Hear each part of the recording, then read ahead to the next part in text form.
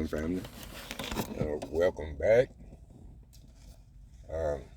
Thought I'd do a video on where we are now at this point and how should we proceed with all this going on in the world.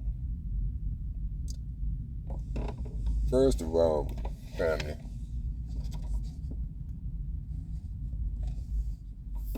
like John 17:16 says, they are not of the world, meaning us who believe. And so we shouldn't be contributing anything to this world. We've seen it over and over and over again, how our people who are still asleep run to the voting polls every time, and they elect these people,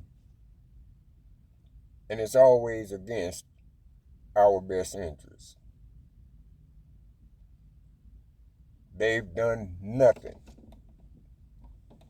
And family, listen, if you vote, if you sign your name to a ballot and help elect somebody, if that whatever evil that person you elected do, you are a co-conspirator. You are a partaker of it. It's just no way around that. You signed your name to it. And we know that every president, basically has done evil, which made us co-conspirators, because we're not of this world, and we shouldn't be participating in this stuff either. And this is why we have the scripture, Revelation 18:4. Come out of her, my people, so that you won't be partakers of her sins. Well, when these people do wrong, they pass laws and things that are against the Most High and all this, and you've signed on to it, then you're a partaker. Okay? You reap just what she's going to reap. We have nothing to do with this. The only thing that we are required to do is obey the laws of the land in our captivity, unless they contradict the Most High's law. That's where the line is drawn. Okay? If a speed limit sign say 50, then you obey it. Because if you go 70, you're going to get a ticket. So we obey the laws of, the land until or unless they contradict what the Most High say. Okay? But taking part in this system is what Revelation is talking about when he say, come out of her. Come out of what? Babylon, this Babylonian system. We shouldn't have anything to do with it. And yet, we have people to run down, protesting, tearing up property, setting things on fire, and thinking that these people are going to hear you. They don't care nothing about you protest. They're not going to do anything. It's just like going to somebody for treatment of some poison, and they the one that gave it to you. Okay? They're not going to treat you. So all this injustice and everything that's been done to us over time, how are the people that's doing it to us going to change? They're not going to change. They can't change. They've been marked for destruction. You know, just like the Most High hardened Pharaoh's heart, he's hardened their heart too. Okay? He's going to show his power through them like he did Pharaoh. All right? So why would you want to be a part of that? Listen, you can get your pop guns and hit the streets and protest and all this. It's not going to do any good, family. It's just not going to do any good. You know, when you read in Deuteronomy, 28, the Most High said we were going to go back into, I think that's Deuteronomy 28:68, something like that. When he said he was going to send us back into Egypt and no man is going to buy us. In other words, you can protest all you want to, march all you want to, have your little guns. It's not going to get you out of it. The Most High put us in this position for our transgressions, and he will be the one who gets us out. He said it all throughout the scriptures when he gathered us up from the places we have been scattered. Okay? So it's nothing you or no man, they've tried it. We've had all kind of so-called black leaders, and it's not changed. Nothing's going to change. So you're wasting your time. Your actions is not going to stop the Most High's prophecy. It's just not going to do it. Whatever he said is going to take place. And it's going to stay that way unless he changes it. You know, we can read in Isaiah 55:11, so shall my word be that go forth out of my mouth. It shall not return unto me void, but it shall accomplish that which I please, and it shall prosper in the thing whereto I sent it. So if he said, we're going back into slavery and no man gonna buy you out of this one, then nothing we do is gonna change that. He's going to come and get us and end this captivity. It's really nothing we can do because the word was already spoken, family. You can't change the Most High's prophecy. I don't care what you do. You and us and no other man on this planet can change it. Once it's spoken, it's in stone. You know.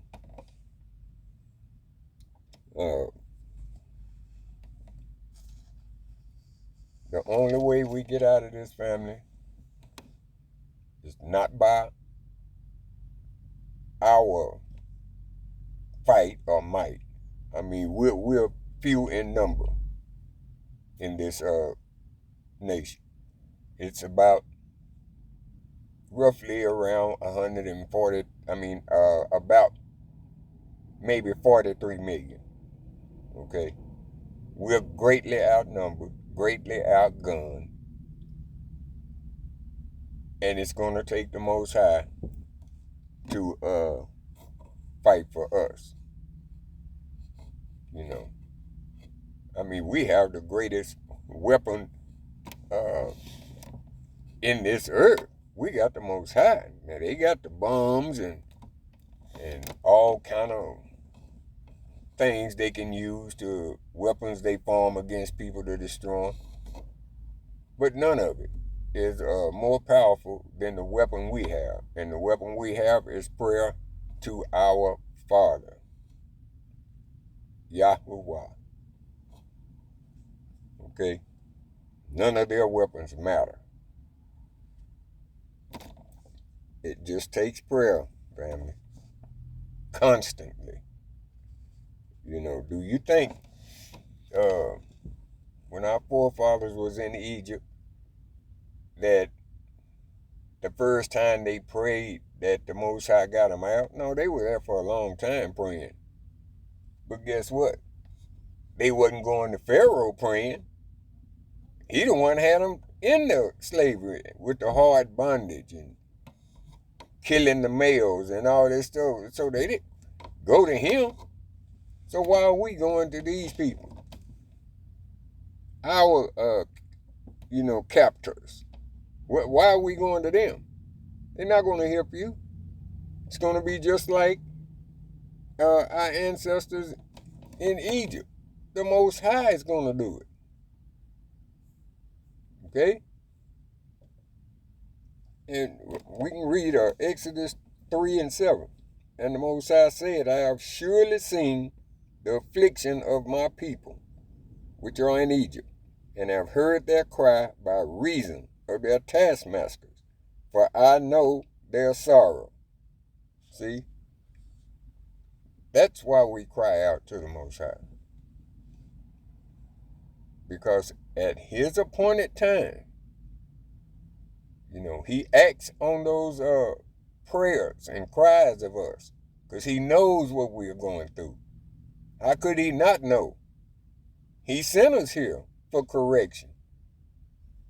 So at his appointed time, then he'll end this.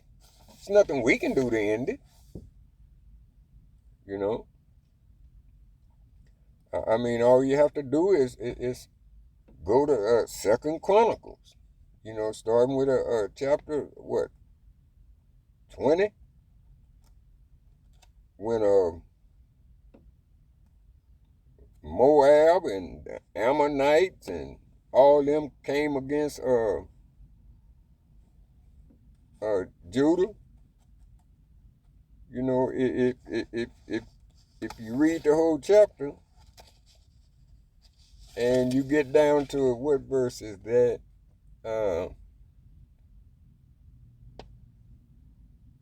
Where the Most High told them, verse 17, they prayed. They didn't pick up arms or nothing like that, trying to take it in their own hands, because they couldn't beat them no way. They had 3 people coming after them. Ammonites, Moab, Mount Seir, they had all 3 coming at them. So they couldn't defeat them. So what they do? They just prayed and fast and sang and danced. So in verse 17, the Most High said, you shall not need to fight in this battle. Set yourself, stand still, and see the salvation of the Most High with you, O Judah and Jerusalem. Fear not, nor be dismayed. Tomorrow go out against them, for the Most High will be with you.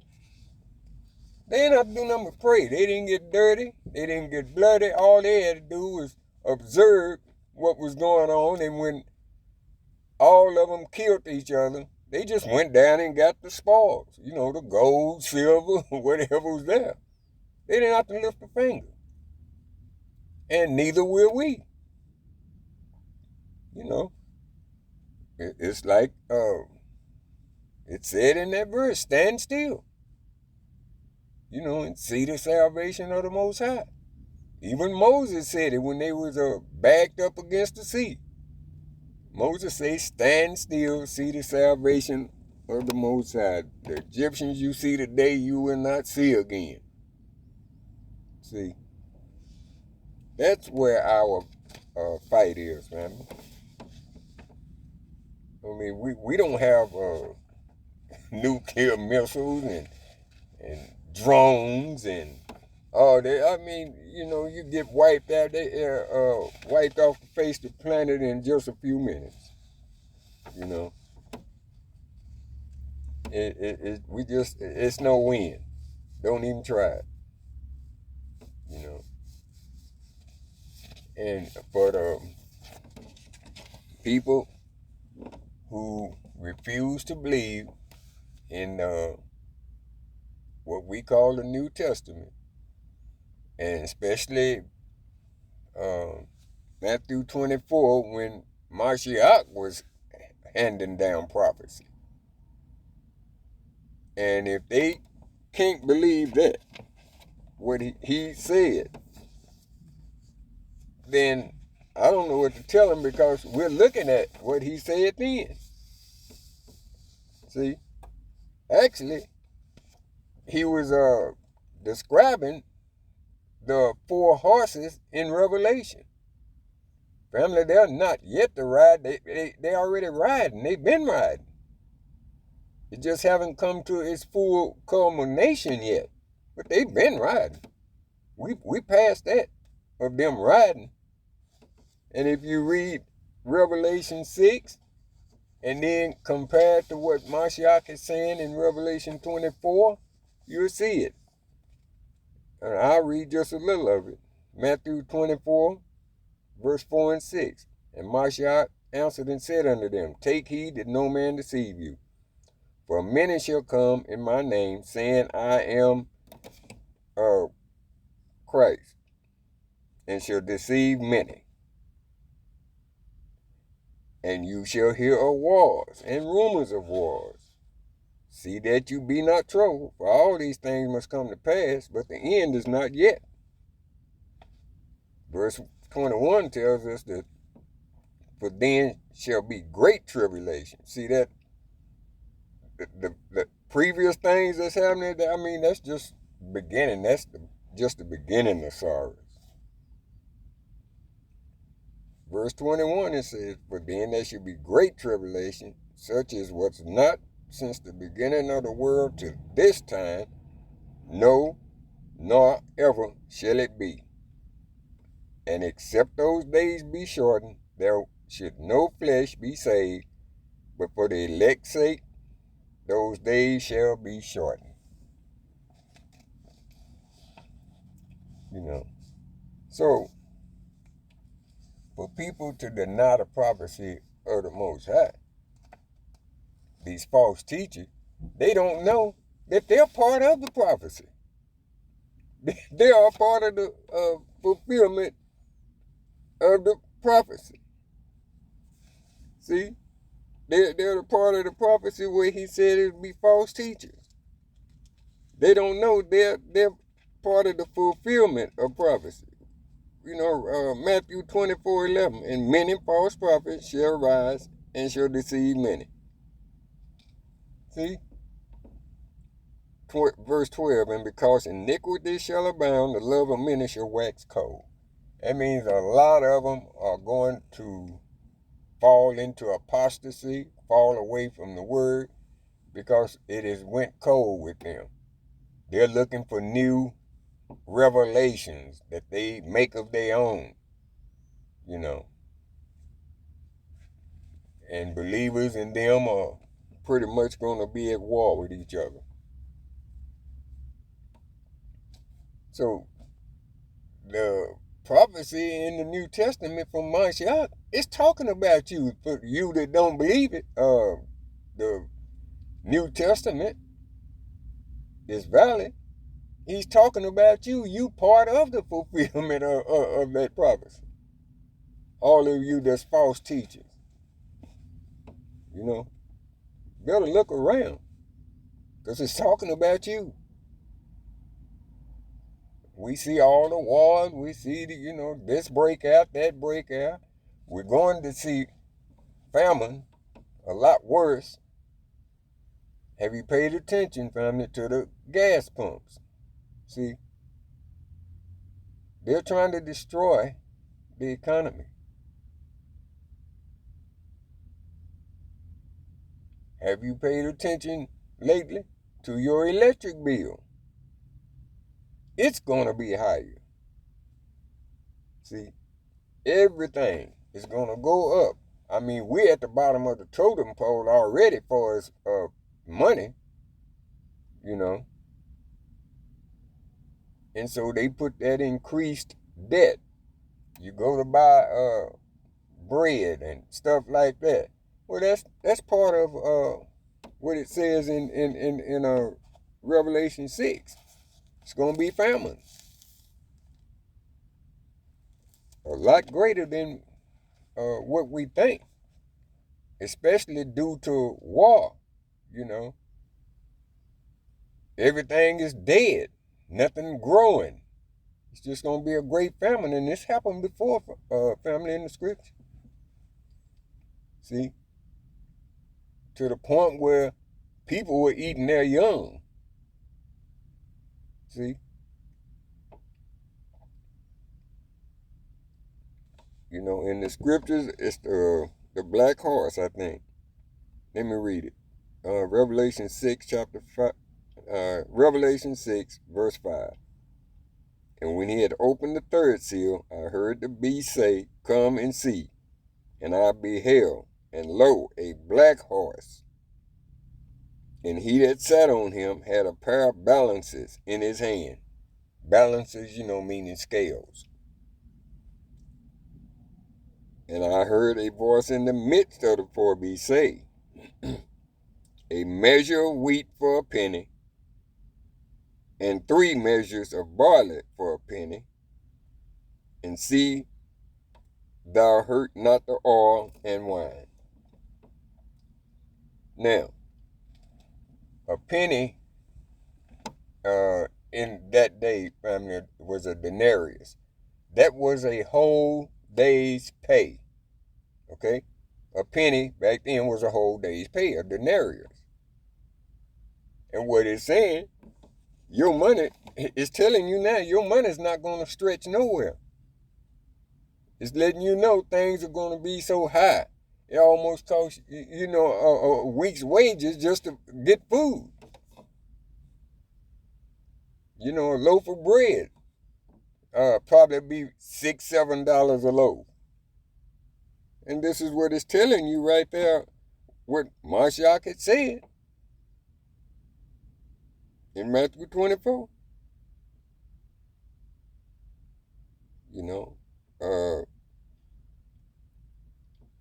in verse 4, you know, the red horse was to take peace from the earth. See, all these things have already happened. They're not literal horses, you know, they're metaphorically speaking. But all these things that these horses represent, we're looking at them. It just not came to its fullness yet, but they're already happening. Okay? And like I say, our only way out of this, family, is prayer. You know, you can't come up with a solution that'll work. It's going to be prayer. Even, you know, when our folks fail, sinned against the Most High in Judges chapter 10, you know, worshiping other gods and idols. Even then, when they cried out to the Most High, you know, he had mercy on them. Because I think that's verse 14, the Most High was angry. You know, he told them to go cry out to them gods you chose. Let them deliver you in your time of tribulation. But the Most High had mercy on them, you know, and went on and saved them. You know, read Judges chapter 10. So, that's the thing, family. We got to keep praying. You know, like I say, though, our ancestors didn't pray one day and it happened. No, that was over a period of years when the Most High delivered them. So, we just got to keep doing it. I mean, that's our only weapon. That's our only chance, our only hope. You're not going to win going in the streets trying to argue and fight with these people. They're not going to give you any justice, family. They're just not. You know? The whole world is stacked against us. There's not another people on this planet that everybody hates. Now, you may have people in other places where this country don't like them or this people don't like them, but we not liked by anybody. And I don't know why people can't get that through their head. You can't go and appeal to these people. They're not going to do nothing for you. They do something for everybody but you. Case in point. Because the Ukrainians is going through war, our borders are open to them. They're some here now. Freely come in. When the Mexicans, all of them lined up out there and they come in, no problem. But when the Haitians came, they got sent back. See? Wouldn't let them enter. Turned them around. In some cases, put them on a plane and flew them back. And they were going through disasters, earthquakes and stuff. They'll help anybody but us, family. Get that through your head. We are hated by all of them. After the Vietnam War, they let the Vietnamese come here. Everybody, except us. Everybody. When that hurricane struck, whatever year that was, over in one of the islands, I mean, they didn't have nothing. The power was off. They didn't have food and water, and the U.S. stood by and hardly did anything.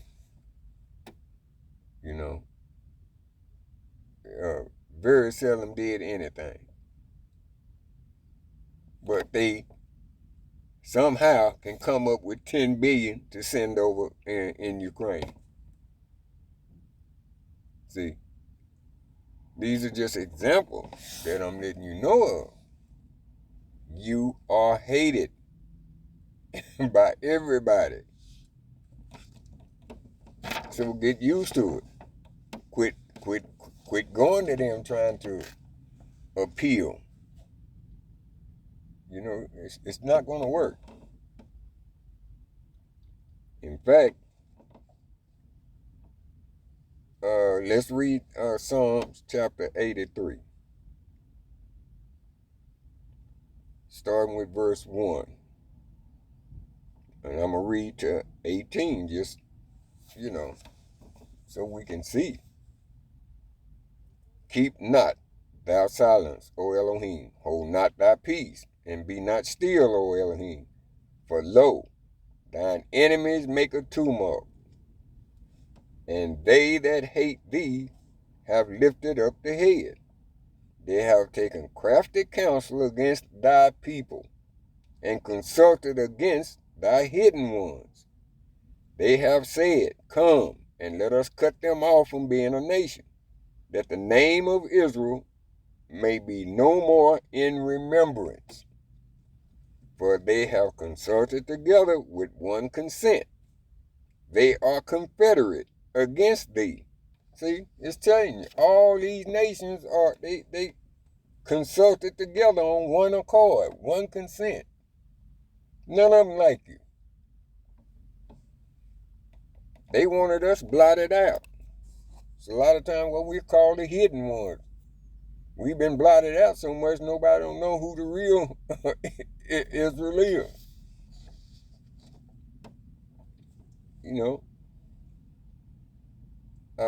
The tabernacles of Edom, the Ishmaelites, Moab, and the Hagarenes, Gebal and Ammon and Amalek, the Philistines with the inhabitants of Tyre. Ashur also is joined with them. They have helped the children of Lot. Do unto them as unto the Midianites, as to Sisera, as to Jabin, at the brook of Kison, which perished at Endor. They became as dung for the earth. Make their nobles like Oreb and like Zeb, yea, all their princes as Zabar and as Zalmunna, who said, let us take to ourselves the houses of Elohim in possession.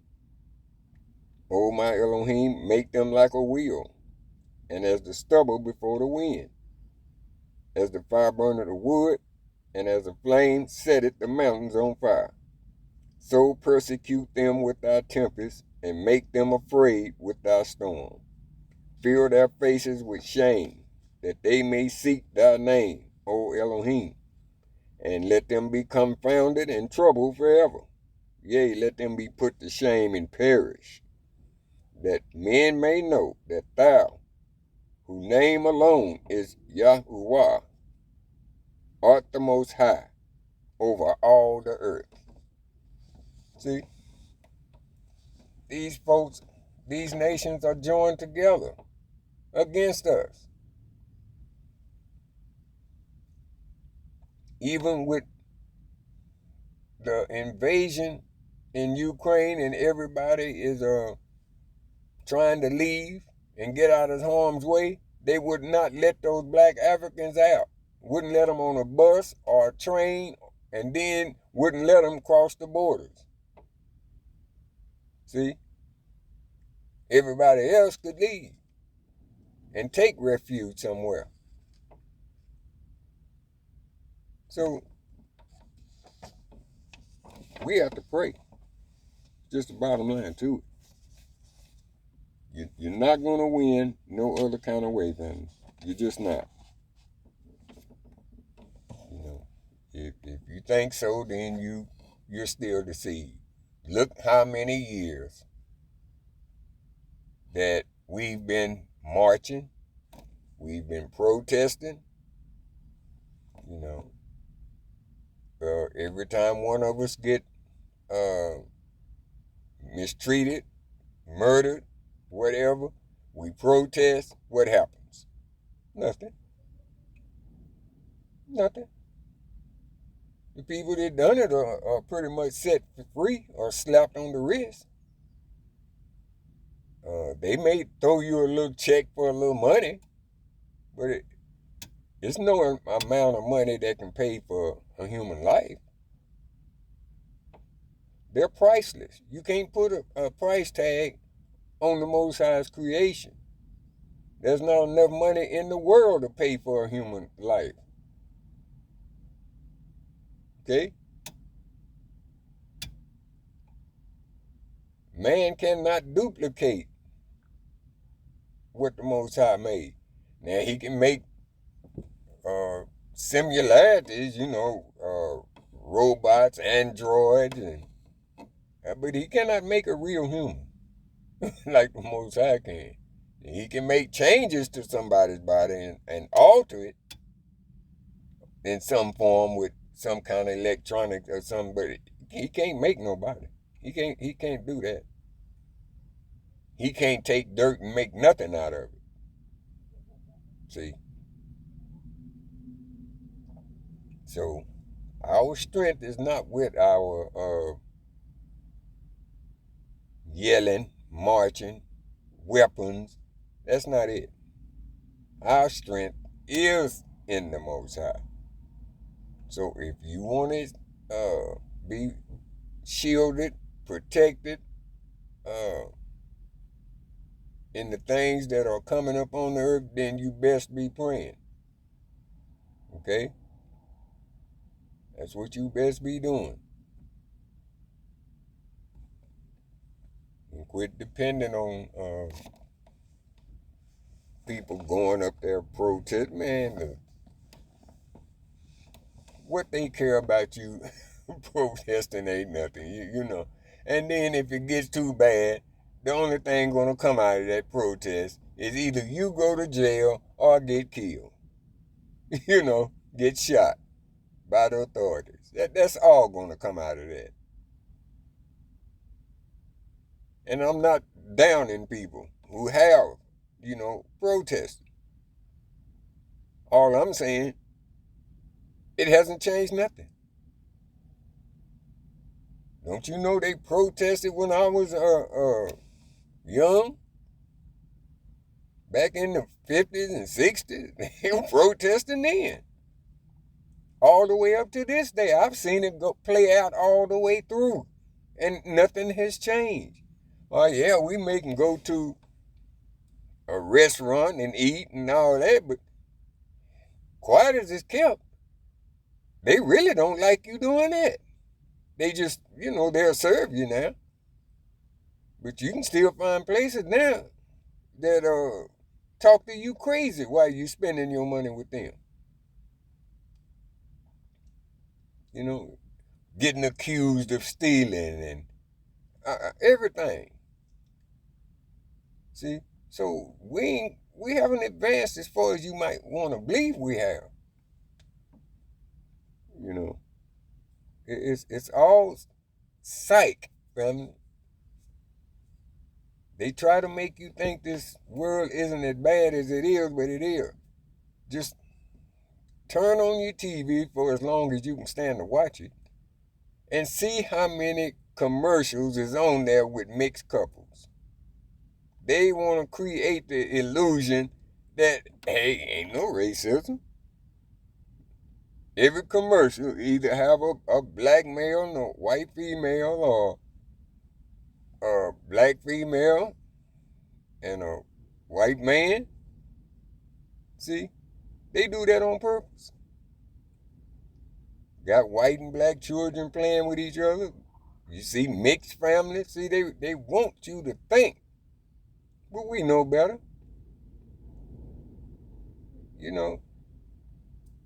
It's still here. Live and well.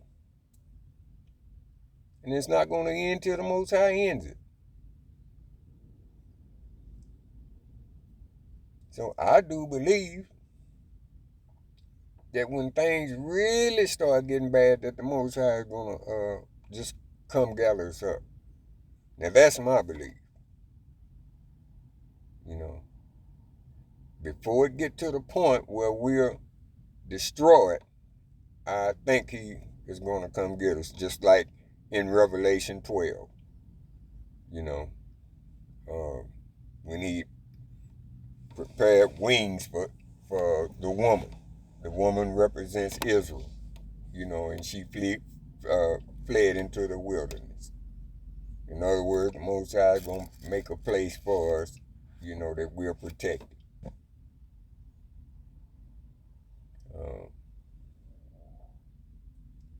I tell you what, though, people that hate us always, well, if you don't like it here, go back the way you came from. Well, we didn't ask to be here in the first place. But a lot of them will say that. Go back to Africa. Go back to here. Go back there. I tell you what, they don't know what they're asking for. Because the day that the Most High gathers us up and moves us, that's the same day that destruction falls on these nations. So they better be careful about what they keep saying and wishing for, because they might get it. I've said it before, I'll say it again. Family, we, the Most High's people, those who love the Most High and do their best to follow his laws, when he removes us, it's on. Okay? So if I was them, I would be saying, well, I hope you folks stay around another 400 years, because we know it's finished when y'all leave. See? We are the buffer in between them and the Most High's judgment falling on them right now. It hasn't failed because we still here. We're still in the way. When he moves us out the way, it's checkmate. Okay? Okay, family. Wasn't intending for this video to be long at all. But I just felt I should just jump in here and say something to us today. And now that I've said it, I will talk to you next time. Shalom.